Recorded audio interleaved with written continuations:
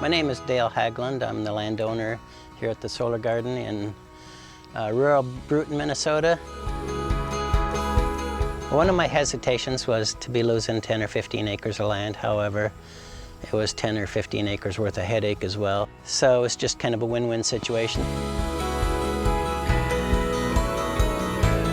The construction people were concerned because we've got horses and vibrating the poles in the ground. It was very, very noisy, but it wasn't half as bad. And in 2 days, they were done with the poles. During the construction site, there was minimal truck traffic, the land work, and that kind of stuff that needed to be done was all done at the site, which wasn't a disruption to the community at all. Our horses were not bothered a bit by the construction. The crew, we had a lot of people coming in here every day, and they drove right by our house, and they drove 5 miles an hour, and they watered the road and kept the dust down. And when they were done, they made sure the road was new gravel and leveled and packed and pretty.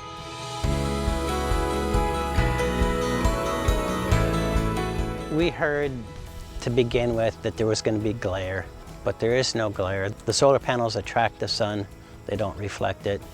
I had a granddaughter laying on a round bale reading a book, and the solar panels were off to the side, and I thought it was a kind of a pretty setting, and I thought the future looks pretty good after all. I'm Brother Benedict Leitner, treasurer at St. John's Abbey here in St. John, Collegeville, Minnesota. So we have 3 generations of solar power here.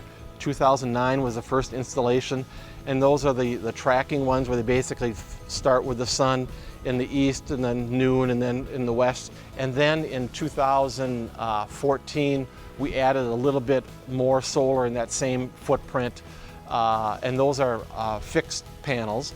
And then in 2017 was a major expansion. We worked hard to have this solar array have a kind of a low impact on the environment. So for instance, we thought a lot about, let's not use a lot of cement. Let's put the poles directly into the ground and so on. So in 25 years, if we decide that solar at this location doesn't make any more sense for whatever reason, we can take all of that out, recycle it, and actually go back to farming the land. We have bees out in the North 40, and there's wildflowers growing out in the solar panels, so it's a very bee-friendly.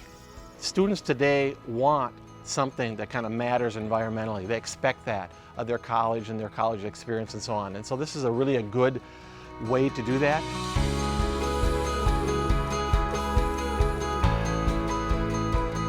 The neighbor to my west has the best view of it, and it doesn't bother him one bit.